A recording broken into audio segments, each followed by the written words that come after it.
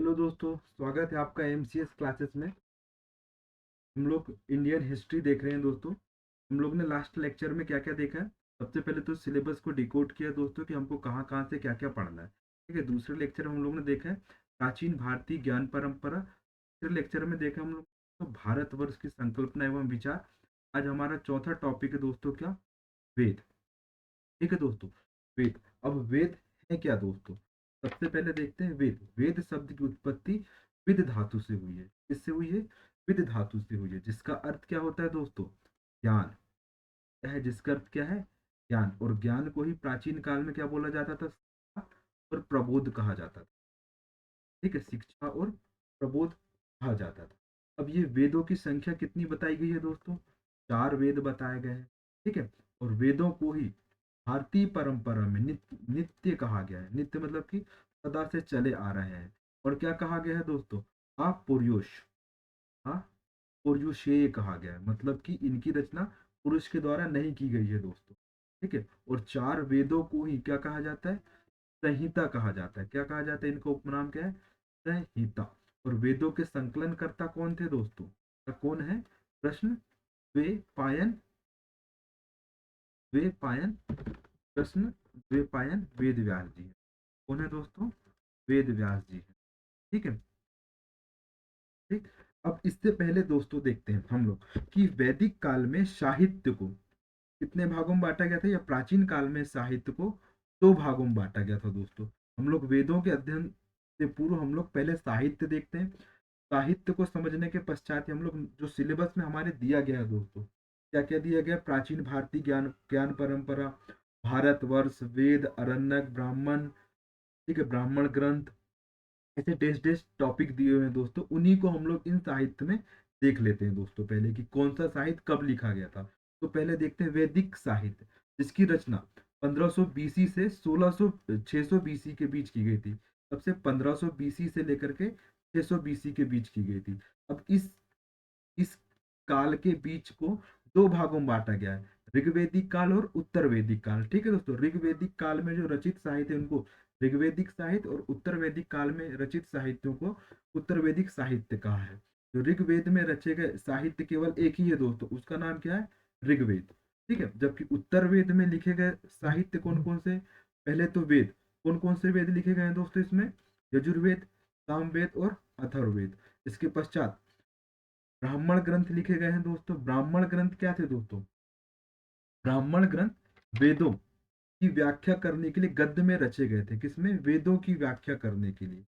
वेदों की व्याख्या करने के लिए गद्य शैली में ब्राह्मण ग्रंथों की रचना की गई थी। ठीक है, अरण्यक। अरण्यक क्या है दोस्तों? ये वन में। यहाँ पे इसका अर्थ क्या होता है? वन। ठीक है दोस्तों, क्या होता है इसका अर्थ? वन होता है।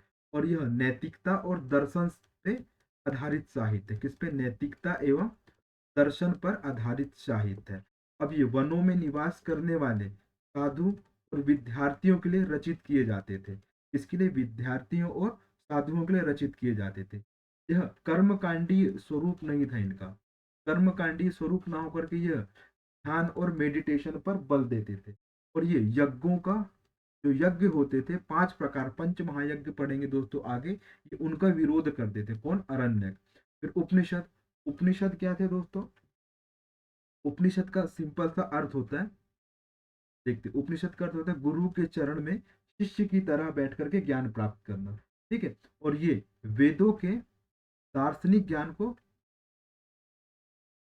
वेदों को दार्शनिक स्वरूप प्रदान करते हैं दोस्तों। क्या करते हैं? उपनिषद वेदों को दार्शनिक स्वरूप प्रदान करते हैं। जैसे आपने इसके एग्जाम्पल देखते हैं, वैसे उपनिषद की संख्या कितनी है? 108।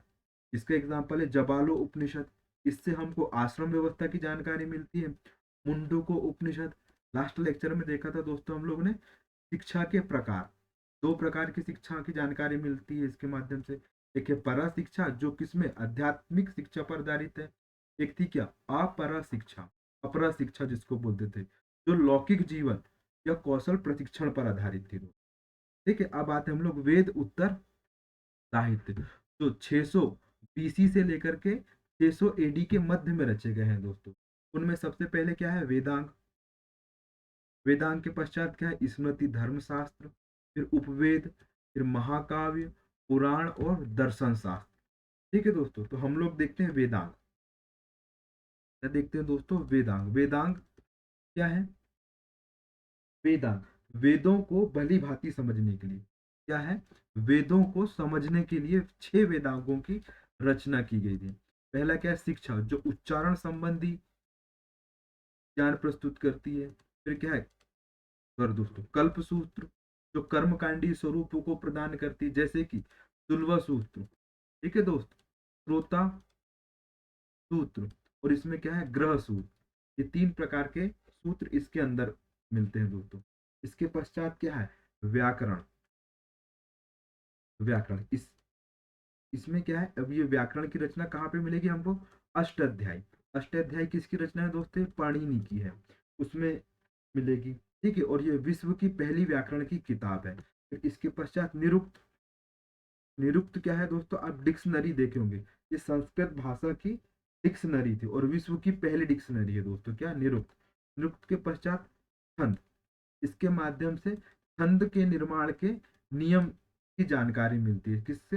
छंद के निर्माण, जैसे दोहा, शोरठा। ठीक है, इसके पश्चात क्या है? ज्योतिष। ज्योतिष की रचना किसके द्वारा की गई है?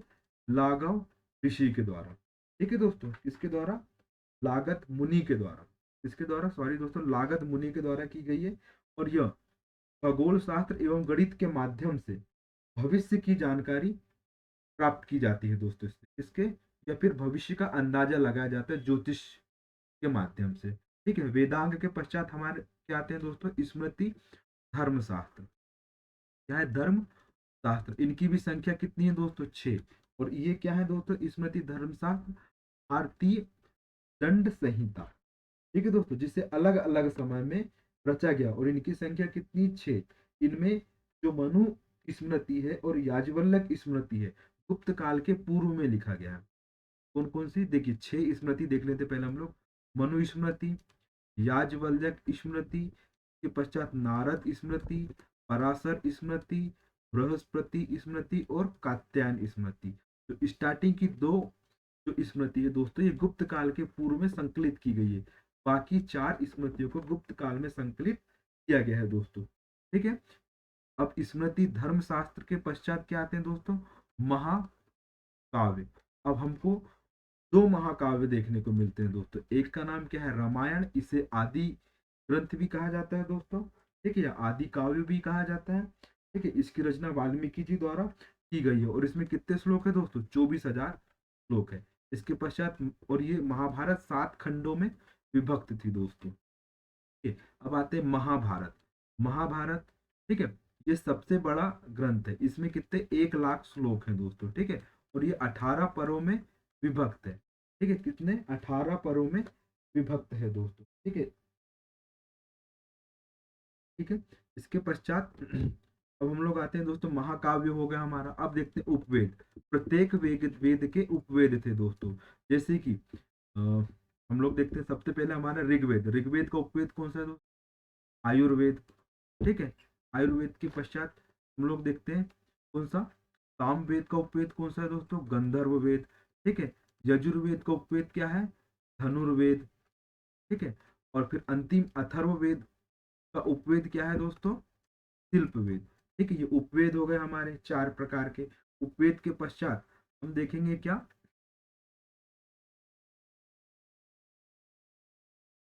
महाकाव्य पुराण। अब पुराण देखते हैं दोस्तों। ठीक है, पुराणों की संख्या कितनी है दोस्तों? 18। इन पुराणों के माध्यम से भारतीय ऐतिहासिक कथाओं का क्रमबद्ध अध्ययन करते हैं, या क्रमबद्ध विवरण इन्हीं पुराणों में मिलता है दोस्तों। जैसे हम लोग देखें कौन सा? वायु पुराण। वायु पुराण से हमको गुप्त साम्राज्य की जानकारी मिलती है। ठीक है, इसके पश्चात मत्स्य पुराण से हमको किसकी जानकारी मिलती है? सातवाहनों की जानकारी मिलती है। ठीक है, फिर और एक पुराण है दोस्तों, तीसरा पुराण का नाम है क्या? विष्णु पुराण। विष्णु पुराण से हमको मौर्य वंश की जानकारी मिलती है। ठीक है, फिर आते हैं दर्शन। अब दर्शन कितने थे दोस्तों प्राचीन काल में? 6 प्रकार के दर्शन। ठीक है, कितने प्रकार के? 6 प्रकार के दर्शन। यहीं पे लिख दे रहे हैं दोस्तों, दर्शन 6 प्रकार के। सबसे पहले न्याय मीमांसा। किसने लिखा है? गौतम ऋषि ने। न्याय मीमांसा के पश्चात वैशेषिक दर्शन किसने लिखा? ये कणाद जी ने लिखा। सांख्य मीमांसा किसने दिया दोस्तों? ये कपिल जी ने दिया सांख्य मीमांसा। पूर्व मीमांसा जैमिनी ने दिया दोस्तों। उत्तर मीमांसा वादरायण ने दिया। और अंतिम योग मीमांसा या योग दर्शन किसने दिया था? ये पतंजलि जी के द्वारा दिया गया था। ठीक है दोस्तों, ये हमारे हो गया क्या? प्राचीन साहित्य। आईएमपी है दोस्तों, यही हमको क्रोनोलॉजी याद करना है दोस्तों। ठीक है, इसी को यदि हम लोग याद करते हैं दोस्तों, तो हमारा जो आगे का जो सिलेबस है बहुत ही आसान होगा दोस्तों हमको समझने के लिए। ठीक है, फिर आते हैं हम लोग वेद। वेद में सबसे पहला वेद है दोस्तों ऋग्वेद, जिसकी रचना कब की गई थी? ऋग्वेदिक काल में की गई थी। किसमें? ऋग्वेदिक काल में। और ऋग्वेद का अर्थ क्या होता है दोस्तों? ऋचाओं के क्रमबद्ध ज्ञान के संग्रह को ही ऋग्वेद कहा जाता है। क्या कहा जाता है दोस्तों? ऋग्वेद कहा जाता है। अब इस ऋग्वेद में मंडल की संख्या कितनी है? 10 मंडल है दोस्तों। ठीक है, सूक्त कितने मिलेंगे हमको? 1028। ठीक है दोस्तों, 1028 सूक्त मिलेंगे। और ऋचाएं कितने मिलेंगे हमको? 10,462 ऋचाएं मिलेंगी हमको। ठीक है, अब देखते हैं तीसरे मंडल में गायत्री मंत्र का वर्णन है दोस्तों, जिसकी रचना किसके द्वारा की गई है? विश्वामित्र के द्वारा, और सूर्य को समर्पित है ये। ठीक है, सातवें मंडल में वरुण देवता का वर्णन है। आठवें मंडल में हस्तलिखित ऋचाओं का वर्णन है, जिन्हें क्या कहा जाता था? खिल कहा जाता था। क्या कहा जाता था? खिल कहा जाता। नौवें मंडल में सोम देवता का वर्णन है।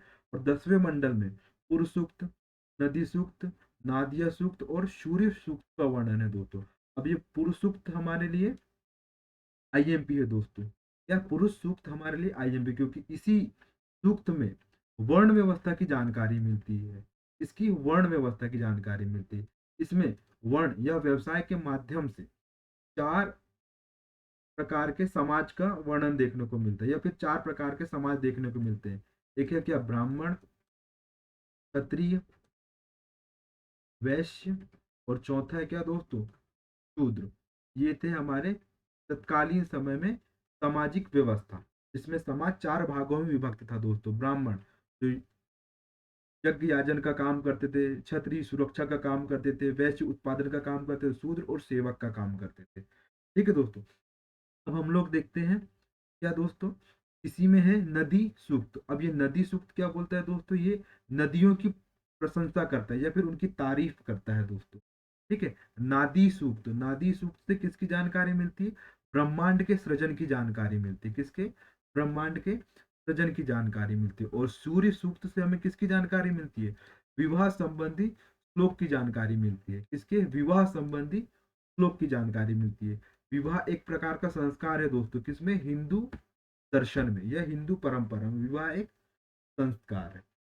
ठीक है, अब इसी ऋग्वेद से किसकी जानकारी मिलती है हमको?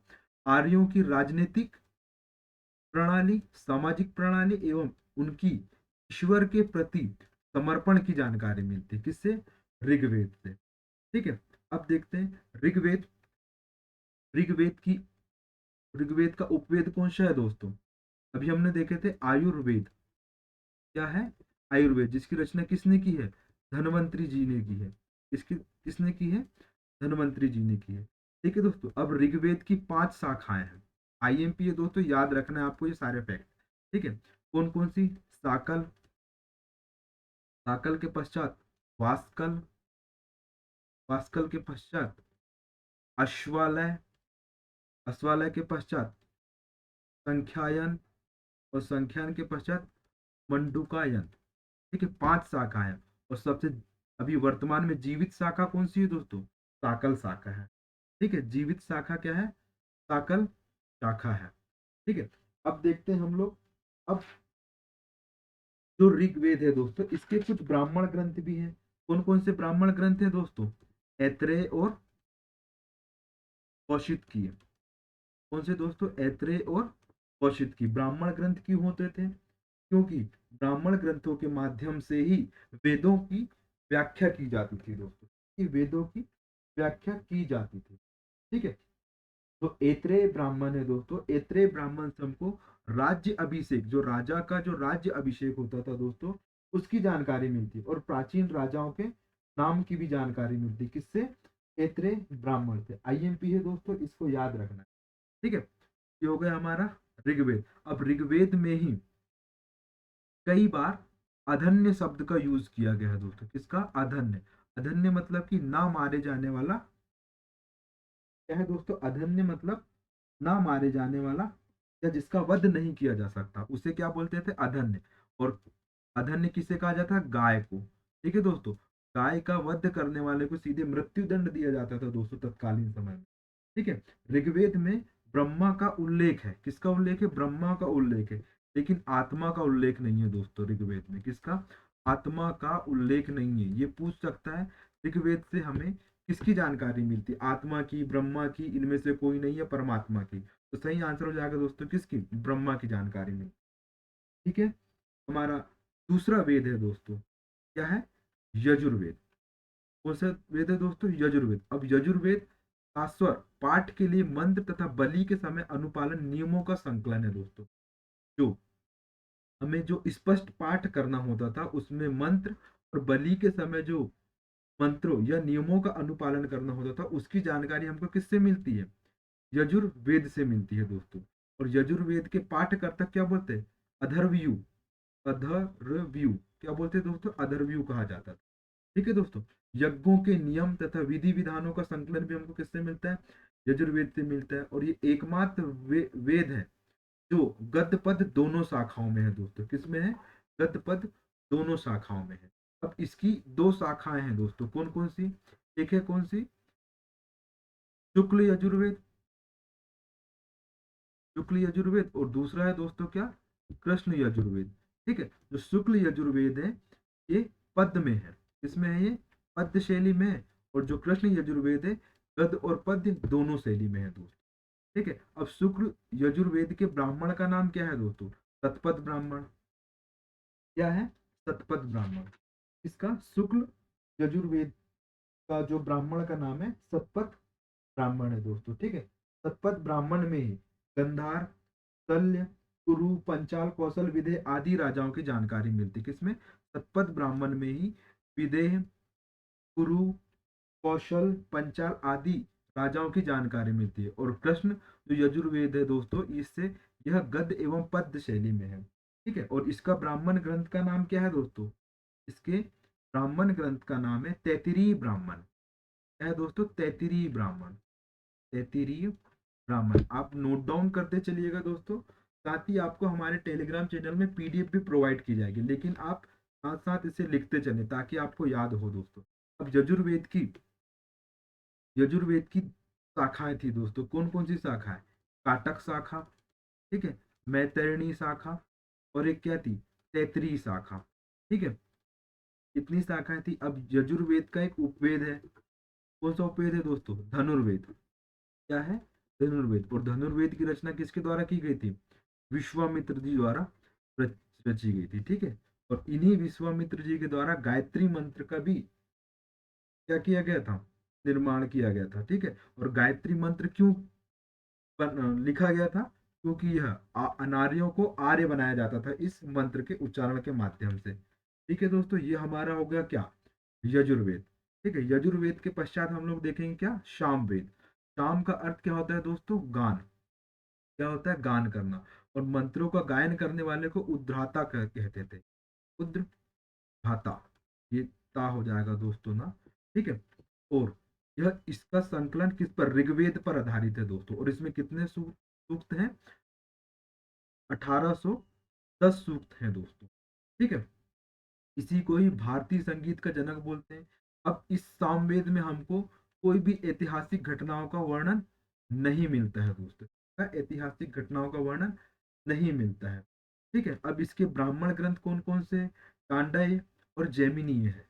ठीक है दोस्तों, क्या क्या है? टांडय और जैमिनी। इसकी शाखाएं कौन कौन सी है? कौथुम, प्राणानीय, जेमिनी और सबलकार। इसकी 4 शाखाएं हैं। आईएमपी है दोस्तों, सारे फैक्ट आपको याद रखने हैं। ठीक है, और इसका उपवेद कौन सा है दोस्तों? गंधर्व वेद, भरत मुनि। इसके रचनाकार कौन है? भरत मुनि। और भरत मुनि ने ही किसकी रचना करी है? नाट्य शास्त्र की रचना करी है। किसकी? नाट्य शास्त्र। इसी से हमको नृत्य और संगीत की जानकारी मिलती है दोस्तों। जो संगीत के जो 7 स्वर हैं, इसकी जानकारी हमें नाट्य शास्त्र से मिलती है, जिसकी रचना किसके द्वारा की गई है? भरत मुनि के द्वारा की गई। ठीक है, आपको समझ में आया होगा दोस्तों। इसके पश्चात हमारा अंतिम वेद है अथर्ववेद। क्या है दोस्तों? अथर्ववेद। ये अथर्व ऋषि जी के द्वारा रचित है। अब इस वेद में कुल कितने मंत्र हैं दोस्तों? 731 मंत्र हैं। कितने? 731 मंत्र हैं। और पद कितने हैं इसमें? 6000 पद है। कितने? 6000 पद है। अब ये जो अथर्व वेद है दोस्तों, इस वेद में वशीकरण, जादू टोना, भूत प्रेत प्रेत आदि से संबंधित मंत्र है। और विविध प्रकार की औषधियों का वर्णन भी इस किस में मिलता है? अथर्व वेद में मिलता है दोस्तों। ठीक है, इसके मंत्रों का उच्चारण करने वाले को ब्रह्मा कहा जाता था। क्या कहा जाता था? ब्रह्म कहा जाता था। ठीक है, अब अथर्ववेद का प्रतिनिधित्व कौन सा सूक्त करता है? पृथ्वी सूक्त करता है। कौन सा? पृथ्वी सूक्त। अब इसी पृथ्वी सूक्त के अंतर्गत मानव के सभी पक्ष, मतलब कि गृह निर्माण, कृषि उन्नति, रोग निवारण आदि का वर्णन देखने को मिलता है दोस्तों हमको। किसमें? पृथ्वी सूक्त में। फिर क्या है? इसी वेद में परीक्षित को कुरु राजाओं, कुरुओं का राजा कहा गया है। किसे? परीक्षित को। ठीक है दोस्तों, कुरुओं का राजा कहा गया है। और सभा एवं समिति को प्रजापति की 2 पुत्रियां कहा गया दोस्तों, इसी अथर्ववेद में। ठीक है, अब अथर्ववेद के ब्राह्मण ग्रंथ का नाम क्या है दोस्तों? गौपथ है। क्या नाम है? गौपथ। इसकी शाखा कौन कौन सी है दोस्तों? IMPA, सौनक और पेपलाद। क्या है दोस्तों? सौनक और पेपलाद। और ये सबसे बाद का ग्रंथ है अथर्ववेद। इसका उपवेद कौन सा है दोस्तों? शिल्प वेद है। इसका उपवेद कौन सा है? शिल्प वेद है। ठीक है, ये हो गया दोस्तों अथर्ववेद हमारा। ठीक है, 4 वेद हो गए। अब इन चारों से कैसे क्वेश्चंस आएंगे दोस्तों कि अथर्ववेद के शाखाएं कौन कौन सी है? तो अभी हमने पढ़े कौन कौन सी शाखाएं हैं दोस्तों? सौनक और पेपला। तो यहाँ से आपको फैक्चुअल क्वेश्चन ही मिलेंगे दोस्तों वेद से। ठीक है, अब इसके पश्चात जो हमारा लेक्चर होगा दोस्तों, वेद, वेद से तो हमारा लेक्चर हो चुका है। ठीक है, अब जो भी हमारा नेक्स्ट टॉपिक होगा, हम उसका अध्ययन विस्तार से करेंगे दोस्तों।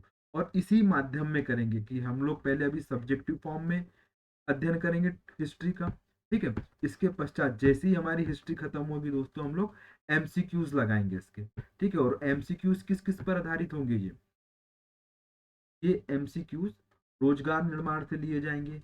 ठीक है, NCERT से लिए जाएंगे दोस्तों। ठीक है, जो एग्जाम्स ट्रेंड में चल रहे हैं, जो क्वेश्चन जो UPSC में जो आए हुए क्वेश्चन है वहां से लिए जाएंगे। अदर्स एग्जाम, जो हमारे अदर स्टेट के जो PCS एग्जाम होते हैं दोस्तों, वहां से क्वेश्चंस लिए जाएंगे, उनकी प्रैक्टिस की जाएगी। ठीक है, और ये हमारे तीसरा लेक्चर है। ठीक है दोस्तों, thank you for watching MCS classes दोस्तों। आई होप आपको ये वेद समझ में आए होंगे। और इन सब की PDF डाउनलोड करने के लिए दोस्तों आप हमारे टेलीग्राम चैनल MCS क्लासेस पे जा सकते हैं दोस्तों। ठीक है, उसी में डिस्क्रिप्शन में लिंक दी हुई है, वहां से आप डायरेक्ट PDF डाउनलोड कर सकते हैं। थैंक यू दोस्तों।